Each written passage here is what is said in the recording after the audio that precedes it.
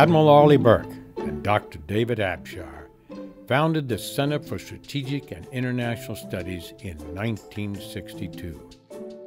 Our first home was Georgetown University, but we soon outgrew our campus offices, moving to downtown Washington. When Dr. Abshire was called by President Nixon to serve as Assistant Secretary of State in 1970, Ambassador John Steeves became our president.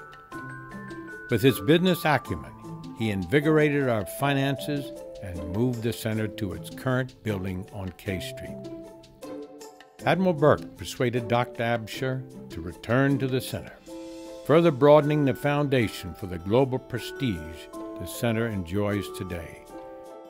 With Abshire back at the helm, bipartisanship became a main focus for CSIS. Lending support for the concept of crossing the aisle, Senators Hubert Humphrey and William Brock hosted the first CSIS quadrangular conference on trade, energy, and security. The center's reputation grew further when industrialists and environmentalists together hammered out a policy framework on coal, an effort that received special recognition in Fortune magazine. From there, we became really innovative, partnering with Hanna-Barbera cartoons to teach America's children about the energy crisis of the early 1970s. Fred, are you at that again? Yeah, I sure am. I found it, Wilma. Found what? I found the secret. I found the secret in these black rocks. With Dr. Abshire's vision, the center established its first endowed chairs, the Japan Chair, the Scholl Chair in International Business, and the Simon Chair in Political Economy.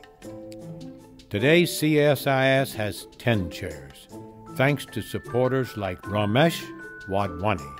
We also welcomed Henry Kissinger, Jim Schlesinger, and Zbig Brzezinski as the center's first counselors. Once again, our West Pointer, Dave Abshire, was called to public office, this time on President Reagan's team. He passed the baton to the center's Chief Operations Officer, General Amos Joe Jordan, as our third president. During the late 80s, our revered chairwoman, Ambassador Anne Armstrong, expanded the center's international reach and continued to build our reputation for independence and bipartisanship. Under Ambassador Armstrong, we extended our reach in Asia, welcoming Hawaii's Pacific Forum to the center. 23 years later, Jim Kelly and Ralph Casa continued to bring together strong minds and visionary leaders from around the Pacific Rim. Senators Sam Nunn and Pete Domenici, relying on the wisdom of Dr. Charlie Sanders, brought into sharp focus the nation's fiscal challenges with the Strengthening of America Commission. In 1999, Ambassador Richard Fairbanks became the fourth president of CSIS. Building on the foundation laid by his predecessors, he kept CSIS on its course and speed during a time of transition. In the same year, Senator Nunn was elected chairman of the board.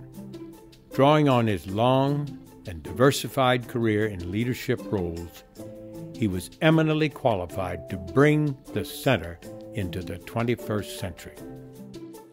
After serving in the challenging position of Deputy Secretary of Defense, John Hamre assumed the presidency, marking the new millennium.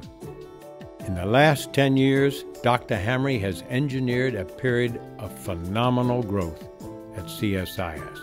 Currently, we host more than 1,600 events each year. Every day, we welcome hundreds of visitors through our doors. All of these interactions enrich the dialogue in Washington and add up to a powerful impact on public policy at home and abroad. In the last decade, Dr. Abshire and Kazuo Inamori founded a leadership academy to guide the coming generation of policymakers. Senator Bill Frist led a bipartisan task force on HIV/AIDS with the generous support of Don and Katie Marin. Their projects helped inform the principles behind PEPFAR. Ambassadors George Argyros and Felix Royalton helped modernize American diplomacy, working closely with Henrietta Holzman IV, then serving as Undersecretary of State. Linda and Mitch Hart helped give our bright young professionals a chance to learn directly from world leaders.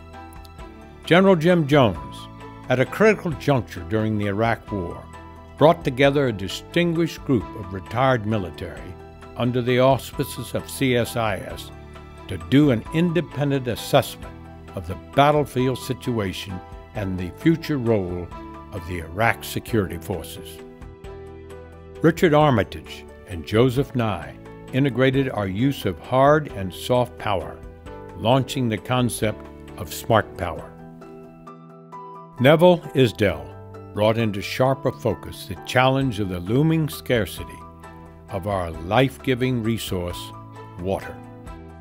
Helene Gayle helped improve America's global health strategy. Hank Greenberg, Senator Bill Cohen, and Carla Hills invigorated our commitment to Southeast Asia and ASEAN. Now we embark on a new era at CSIS, and together we build on the last decade of remarkable progress.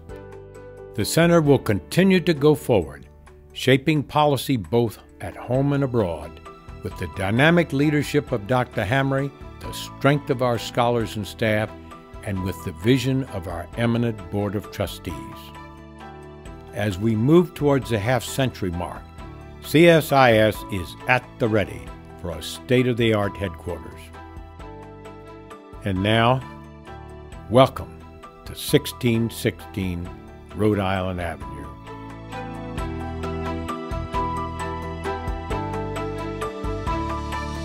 May I thank you, and from an old senator, over and out.